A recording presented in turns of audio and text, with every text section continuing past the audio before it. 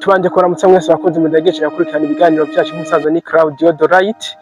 Nishimiye kubana namwe ubwira keshi aho ndafite umutumire. Reka tumusabe abakire bongera baramutse twanagiriwe n'amahirwe n'umunsi twahuye ku munsi mukuru udasanzwe aho bundi bwacu bwibuka intayo kwikukira. Reka tumuhe ikaze yongera baramutse yongere yipfurize n'umunsi mukuru wo kwikukira abakunzi bacu abakunzi biwe maze twomeze na gahunda z'uno munsi. Murakoze Dorite. Barundi kazi nk'ikinyamakuru kigenga turabifurije umunsi mukuru wo kwikukira. Atari kwikukira gusa, babandi bari batumaze bamarana basogokuru bacu babakubita ikimoko, ahubwo no kwikukira mu bijanye n'ubutunzi, independence financière.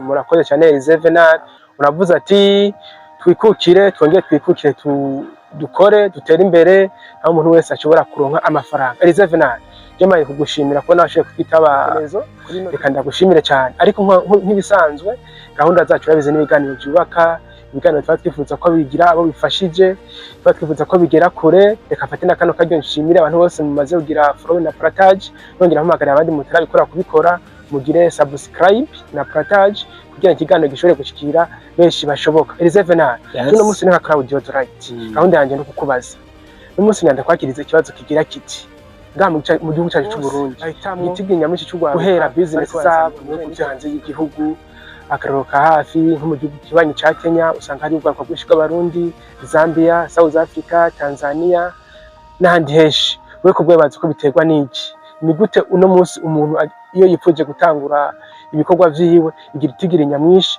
tukaba dusanga kiriko cirasa kuja guhera mu mahanga? Wibaza yuko biba biva kuki? Tubiravye neza twasanze abava ngaha bagiye guhurumbira ibindi bihugu babahunze gukora, bahunze ibikorwa kugira ngo bagende mu bihugu baba bakoze gushikaho batera imbere. Nta gihugu tuzobona na kimwe cateye imbere bene co badakora. N'igihe ndabaza nti mbega iyo bariko baragenda ko bagenda i Buraya, bagenda muri Amerika, bakagenda i Dubai, ko mbona badahurumbira kuja mu Bushinwa? Asanga mu Bushinwa nta urya adakoze, bagenda rero aho barya badakora. Murakoze Dorite. Ntabwo novuga yuko benshi bagenda mu mahanga kugira ngo bashobore kuba botangirirayo business zabo. Oya, ahubwo hariho igice kigenda mu mahanga n'igice kiguma mu gihugu. Ariko fatiye nk'abagenda hanze, nibisigura ko bataba boshobora gukora business hano mu gihugu, ahubwo baba rimwe na rimwe babura imitahe, bakavuga ati mbega niki co duha imitahe?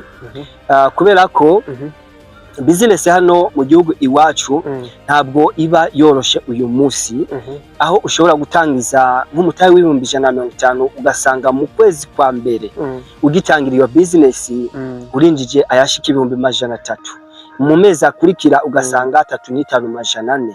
Nk'akarorero naravuganye n'umujene ari mu gihugu ca Kenya Nairobi, yashoboye kuba yotangiza umutahe wa 2000 yahari yadufate nk'ibihumbi nk'ijana iyo ngaha mu gihugu iwacu. Uwo mujene yambariye ko mu kwezi kwa mbere yarinjije nk'ayashika 250 umutahe ufise y'inyungu umutahe ku ruhande. Yes, ukundi kwezi gukurikira arinjiza nk'amajana 350. Ariko icangyoheye nuko ayo mahera aza kugira agaciro iyo agarutse mu gihugu iwacu. Ni hamwe usanga bariko bariyubaka mu gutangiza business ntonya, nkuko tugenda turabibafasha mu ngaha kuri urubuga ko gutunga ari gutangira n'ama business mato menshi ashoboka uza kwisanga ayo iyo uyegeranije ushitse kuri ya objectif wari ushaka. Ari nayo mpamvu iyo bagiye hariya birabamwe akarusho, ariko kandi bigira akarusho igihe amaherezo arangiriye hano mu kubaka igihugu, nabyo nyene biba bifise akarusho. Urakoze cyane Elizevenal kuri iyo ntaye uduhaye.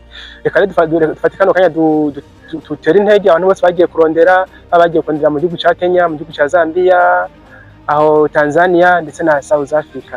ikatubatera intege barondere baronka maze nibaronka ya mitahe minini bagaruke bakore ibintu binini ngaha mu gihugu cyacu c'u Burundi igihugu kironke aho gitoza amakori natwe twubake igihugu cacu binyuze mu bikorwa vy'amaboko yacu. Elise Venant je ndi muno musumenya nta gishino kubaza mbere ko ndagusezera nagira nawe wipfurize akajambo kamwe abantu bagiye kurondera afise n'umutima wo kuzogaruka gukora mu gihugu cyacu kugira ngo tubiteze imbere. Yes, murakoze cyane.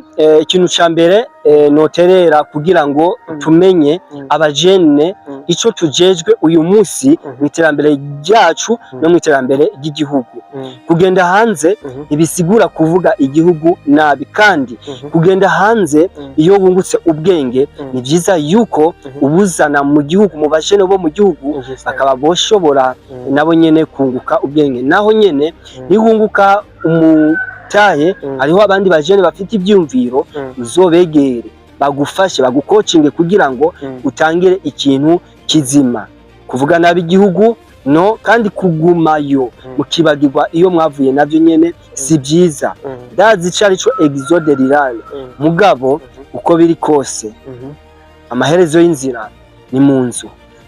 Ndabifurije amahirwe masa, nizere yuko rendezvous ari mu Burundi. Murakoze, ndabashimiye, ndabakeneye. Nanjye nka Claudio Delight Elise Venant ndagushimiye ko nawe witavye ikiganiro cacu. Nizere ko n'ubutani twaguhamagara uzoka kuduterera ivyo vyumviro vyawe byubaka societe ndetse bigafasha n'abantu gufata umwanzuro wa nyawo mu mwanya wa nyawo. Murakoze cyane rero.